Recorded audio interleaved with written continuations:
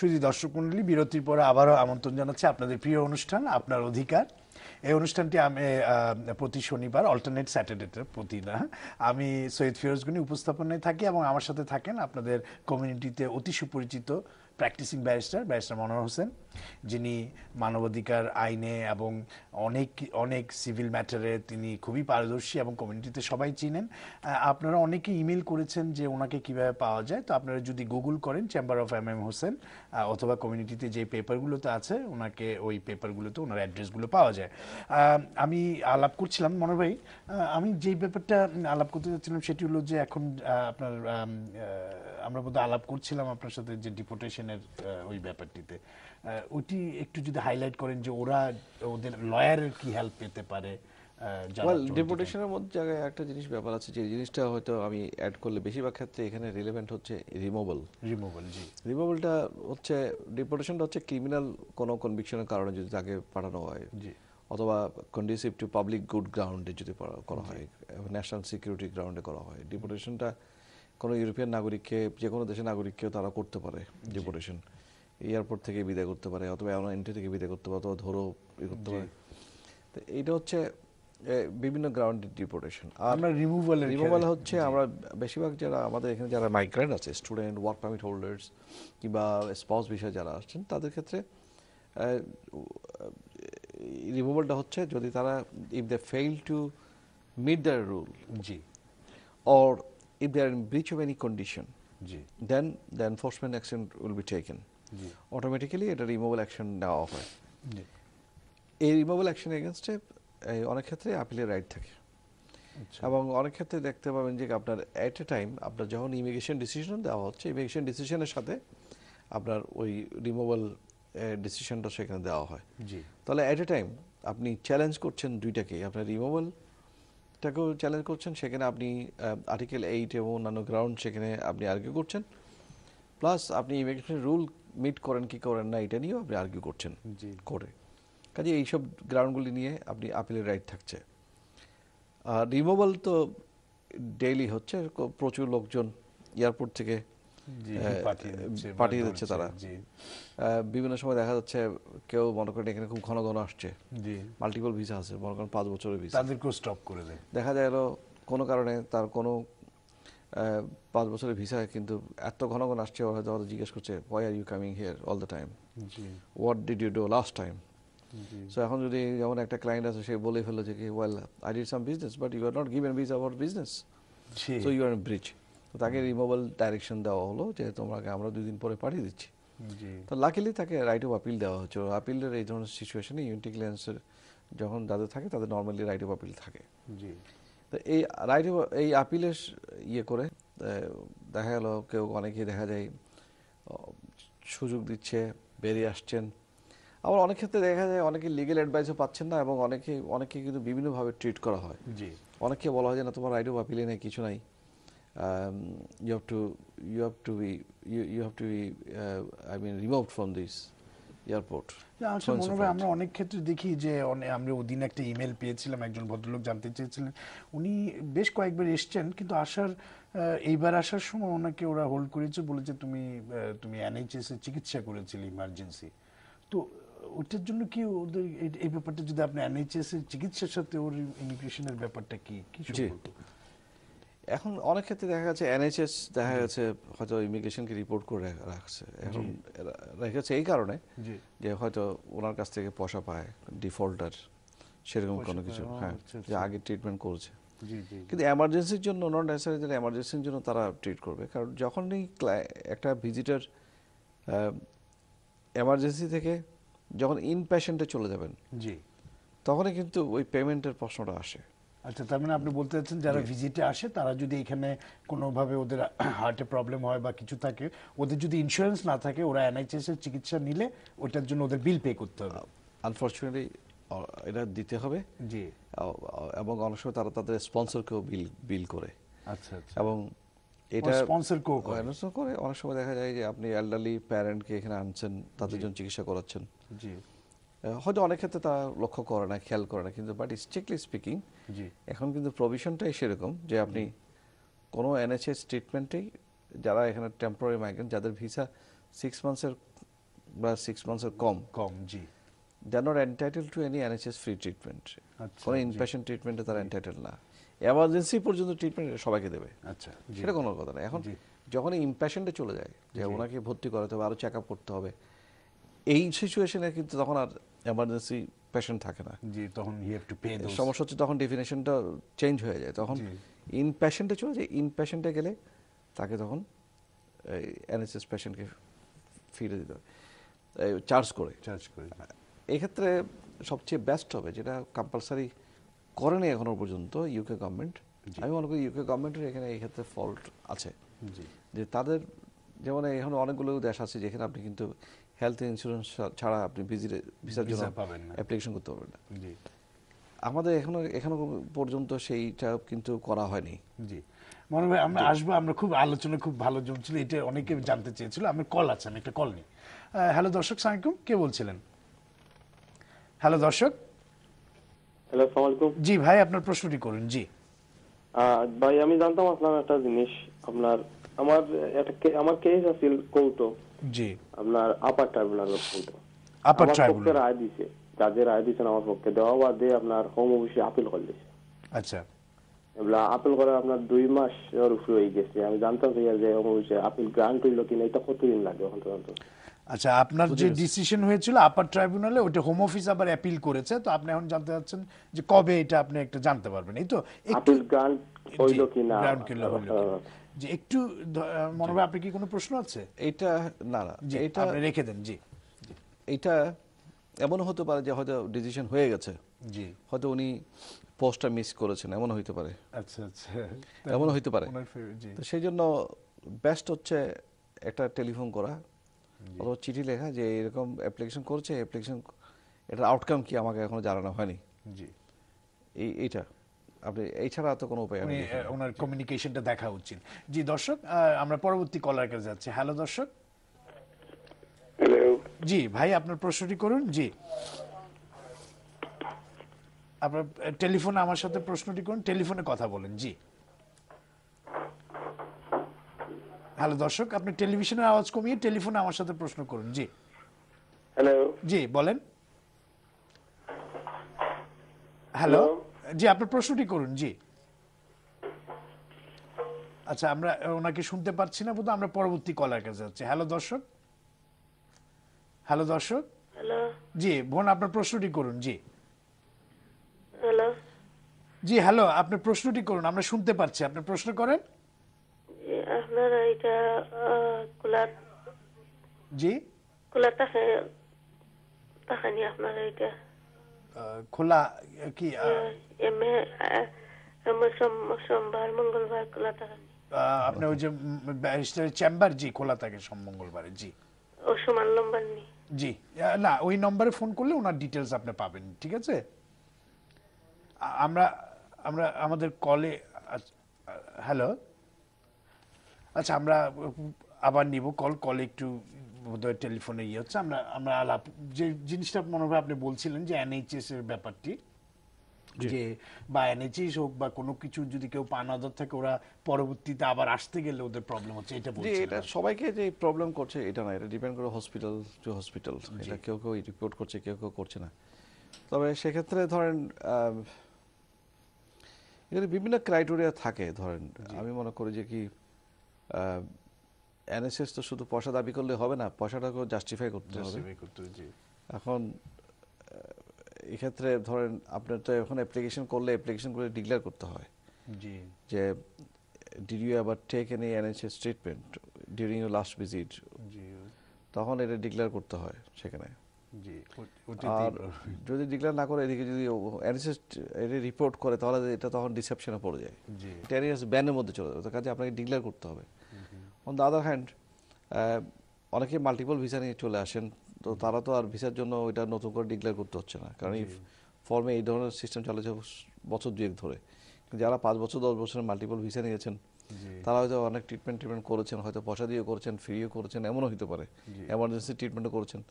হয়তো তাদের কোনো কোনো ক্ষেত্রে হয়তো ডিসপিউট হইতেও পারে যে টাকা পয়সা নিয়ে এগুলো। মানে আমার অ্যাডভাইস হচ্ছে you have to be very careful, you have to make sure that everything is resolved, যাতে করে এয়ারপোর্টে আপনাকে আপনাকে এম্বারাসমেন্ট সিচুয়েশনে যেন পড়তে না হয়, এইটাই হচ্ছে মেইন আপনার অ্যাডভাইস। ধন্যবাদ মনোহর ভাই। আমরা পরবর্তী কলার কাছে যাচ্ছি। আমার কলার আছে দর্শক। হ্যালো, সালাম আলাইকুম। জি আপনার প্রশ্নটি করুন বোন। জি আমি সাথে নিচে কেটে আসলাম। জি আমি স্টুডিওতে মাত্র নেই। জি আপনি স্টুডিওতে কথা বলছেন, জি বলেন। আমি জানতাম চাইলাম 18,600 পাউন্ড দেন এটা কোন দিন কমাইব?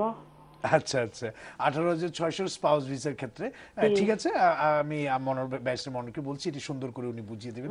আর আমি জানতাম চাইলাম যে হাজবেন্ড কিংবা ওয়াইফ বাংলাদেশ থেকে আনলে কিতা কিতা লাগে। ঠিক আছে ঠিক আছে বোন, আপনি রেখে দেন। মনোহর উনি একটি জেনেরিক প্রশ্ন করেছেন, বাট বেসিক্যালি যেটি জানতে চাচ্ছেন হাজবেন্ড বা ওয়াইফ কি লাগে। গতবার প্রশ্নটা উত্তর দিয়েছি এবং সেটা হচ্ছে এইবারও সেম কথাই বলবো যে কোনো আপিলে একটা কেস হয়েছে, শুনানি হয়েছে, গভর্নমেন্ট এটা আপিল করছে যে আগে হাইকোর্টে বলা হয়েছিল যে কি এইটা খুব বেশি হয়ে গেছে, কিন্তু গভর্নমেন্ট এটাকে আপিল করেছে বলে কি এইভাবে এটা কি আসলে বেশি হয়েছে কিনা, এরা আইনসঙ্গত যুক্তিসঙ্গত কিনা, এটা নিয়ে শুনানি হয়েছে। তারপরে ডিসিশন হবে, যে কোনো সময় আসতে পারে, হয়তো এই মাসও আসতে পারে, আগামী মাসও আসতে পারে, এক মাস পরে আসতে পারে, আমাদের কাছে কোনো ক্লু নাই। আর আসলেও যদি মনে করেন আমরা তো চাই এটা কমুক, মনে করেন সেইভাবেও যদি হয়, কমানোর পক্ষে হয়, তখন সরকার কিন্তু আবার আপিল করতে পারে, সুপ্রিম কোর্টে নিতেও পারে। কাজে এইটা আমি মনে করি ওটা কেউ গ্যারেন্টি দিতে পারবে না। আর যারা মনে করেন যে ওটার জন্য অপেক্ষা করতে চান না, তাদেরকে যেটা করতে হবে, বর্তমান রুলটা ফলো করতে হবে, 18,600 পাউন্ড এটাই মানতে হবে। এখন 18,600 পাউন্ড যদি আপনি দেখাতে চান, তাহলে আপনাকে অবশ্যই আপনার ডকুমেন্টগুলি ডিপেন্ড করে আপনি স্পন্সর 6 মাস কাজ করে, এর আগে 6 মাসের বেশি কাজ করছেন না 6 মাসের কম কাজ করছেন, স্পেসিফিক কোনো এমপ্লয়ি হিসাবে কোনো স্পেসিফিক এমপ্লয়ারের জন্য মেইন যে জবটা। আবার উনি কোনো সেলফ এমপ্লয়মেন্ট আছেন কিনা, আদার ইনকাম আছে কিনা, সেভিংস আছে কিনা, এই সব কিছু অ্যাসেসমেন্ট। তবে ধরে নিলাম উনি জব দেখাবেন, তাহলে সেটা হলে ওনার 6 মাসের পে স্লিপ, ধরে নিলাম উনি 6 মাসের বেশি কাজ করছেন, 6 মাসের পে স্লিপ এবং 6 মাসের ব্যাংক স্টেটমেন্ট ওনাকে দিতে হবে, এমপ্লয়ার লেটার ওনার দেওয়া দরকার, দেন ওনার অ্যাকোমোডেশন সার্টিফিকেট ইত্যাদি লেটার এইসব দরকার, কনফার্মেশন এগুলো দরকার। আর তাছাড়া ওয়াইফ হাজব্যান্ড যে বিয়ে করার পরও তাদের মধ্যে একটা যোগাযোগ আছে, কন্ট্যাক্ট আছে, এটার প্রুফ লাগবে। আর এছাড়া তো আমার মনে হয় না বেশি, তবে এইগুলোর জন্য অনেক ডকুমেন্ট লাগবে। ইংলিশের ব্যাপারটা, ইংলিশ ডকুমেন্ট আমার মনে হচ্ছে এটা সবাই জানেন, ইংলিশ ছাড়া তো এখন তো আর কেউ, যদি না কোনো মেডিকেল কন্ডিশন থাকে, মেডিকেল কন্ডিশন থাকলেই শুধু হবে না, মেডিকেল কন্ডিশনটা প্রপার মেডিকেল কন্ডিশন হবে যেখানে উনি ইংলিশ ল্যাঙ্গুয়েজ লার্ন করতে পারবেন না, টেস্ট নিতে পারবেন না, এবং has to be sufficiently serious enough. এখন সেক্ষেত্রে আপনার অবশ্যই A1 যে ইউরোপিয়ান ফ্রেমওয়ার্ক, যে A1 স্ট্যান্ডার্ডের একটা বেসিক লেভেল অফ ইংলিশ এটা কোয়ালিফিকেশন লাগবে, যেগুলো রিকগনাইজড কোয়ালিফিকেশন, এটা লাগবে। এই তো, ধন্যবাদ মনে হয়। দর্শক আশা করি বুঝতে পেরেছেন। আমরা পরবর্তী কলার কাছে যাচ্ছি। হ্যালো দর্শক। হ্যালো দর্শক। হ্যালো জি ভাই, আপনার প্রশ্নটি করুন। জি হ্যালো। জি হ্যালো, আমরা শুনতে পাচ্ছি, আপনি প্রশ্ন করুন। জি good afternoon. Good afternoon. Yes, actually I came with my wife and 2 daughters in 2007. Yeah. And after I did the case in 2011 April. Where did you come from? Which country? Pakistan. Pakistan, okay. And I did the case 2011 April, and my son is born is there 2011 November, and my case is refused after 5-6 months, and then I put fresh claim, and still is pending, and my one baby is born is next month. And my 7 year is done this year is November. So your baby will be 7 years in this November? Yeah, this November. Okay. What I can do, I remind, and I'm still waiting for done the 7 years. Can you tell me on the? So basically you want to see that if you can apply on the ground of the 7 years, and also you are waiting for your decision. That what you are asking, isn't it? If is before 7 years is any decision coming, what I can do is. Okay, Manoj, I think you got the point. Yeah, Manoj, of yes, course. you actually you can actually hang up the telephone. Barrister Manoj will answer your question. Okay, Manoj, yes. Thank you for your question. This is quite an important question. Lots of people are thinking the same way as you are, that whether or not you should be waiting until your child, one of the children, is going to reach 18. Sorry, 7 years. I mean, as long as has been in this, lived in this country, 7 years, and must be also, child must be also under 18 at that time when you want to apply. Brother, actually, yes, you can apply. The only problem is I cannot assure you that it will be successful, because there are so many loopholes in the immigration rule, and especially when they amended the rule from 13th of December 2012, they also inserted another clause why the child cannot go back to the country with the parents. For example, where the parents' application has been already refused. So you don't have any right to live in this country. Then, if your case fails, then why the child cannot accompany you? Because child was born in your family and brought up by yourselves. Why cannot you do it? Again, because the child is quite young still to cope with any country. So this will be the question, but still you can apply. I am not saying it will not be successful, but bear in mind all these difficulties. You can still apply. That's all I can say. But I cannot say, I cannot advise you while wait. Why not? Wait and try. Yes, you can wait and try, but I cannot say while you wait, you waste your time. But after 2 years, if it's proved to be a wasting of time. But why, Manoj, the 7-year rule actually came? I mean, why this is? I mean, this is the big question. Yeah, I mean, the big question. People are challenging those decisions nowadays, and I've got lots of cases in my hand where they even asked the clients to withdraw the judicial review application and said, well, we will reconsider. Yes. And again, they refused the application, the Home Office. Okay. So these are the loopholes, but we have to see by the time when the November will come, and my brother will see the questionnaire will see that lots of changes. Maybe there are some update. There may be some hopeful news from the High Court or upper tribunals. Yes, there must be maybe some interpretation. But I can see that, of course, there is some merits because your child has lived in this country for 7 years. Why not? Yeah. But whether or not it will be successful, that is different issue. Okay. But there are some loopholes. We can still argue. We can still argue on those points. All right. Oh, Thank that's a good idea. Anyway, we were actually discussing on this note, Manoj, আমি যদি আসি আমরা 7 ইয়ার্সের ব্যাপারটা কথা বলছিলাম, তো এই ব্যাপারে আপনি বলছিলেন রিফিউজ হয় অনেক সময়, তো ওরা কি বেশি, আপনি তো অনেক সাকসেসফুল করেছে, বেশি কোন কারণে রিফিউজটা হয় একটু যদি বাংলায় আবার একটু আমাদের দর্শকদের জন্য যদি বলেন। ওয়েল, বেশিরভাগে যেটা রিফিউজ হচ্ছে, যে as far as 7 years rule is concerned, 7 years rule যে বাবা মার অ্যাপ্লিকেশন রিফিউজ হয়ে গেছে, জি, কাজে তুমি তোমার বাবা মার সাথে যেতে পারো। why can't you accompany with your parents? Why can't you follow your parents? That's all. Because your parents have got no right to live in this country, stay in this country. They have not been allowed. So why can't you accompany him or them? So এই গ্রাউন্ডেই করছে। এটা নিয়ে আগেও discussion করছি, তবে reasonably আমি একটা কথা বলি যে ওইসব রিজনেবল টেস্ট এগুলি এখনো পর্যন্ত yet to be decided by the courts. I think yet to be tested in the higher court.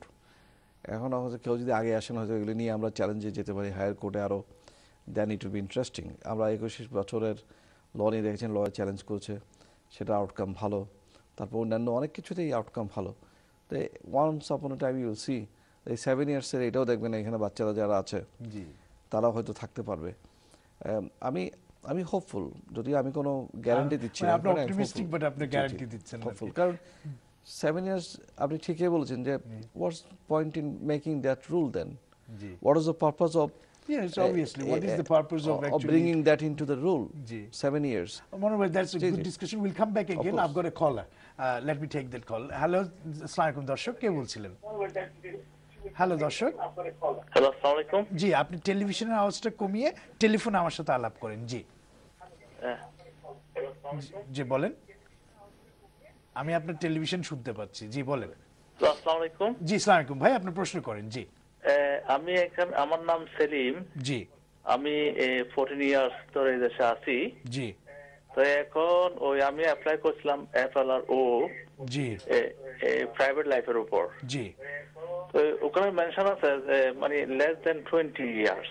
জি তো এটা অ্যাপ্লাই করার পর আমাকে রিফিউজ করছে, জি বলছে আমাকে ওই চলে যাওয়ার জন্য। জি তো আমি আবার রিকনসিডারেশনের জন্য পাঠাইছিলাম, জি কিন্তু এখনো কোনো ওইটার মানে আনসার এরা জানে নাই আর কি। আচ্ছা, তো আমাকে একটু মানে অ্যাডভাইস করুন প্লিজ। আপনি জানতে চাচ্ছেন কি হতে পারে, কখন কি জানাইতে পারে, কতদিন লাগতে পারে, এই তো? জি জি ঠিক আছে ভাই।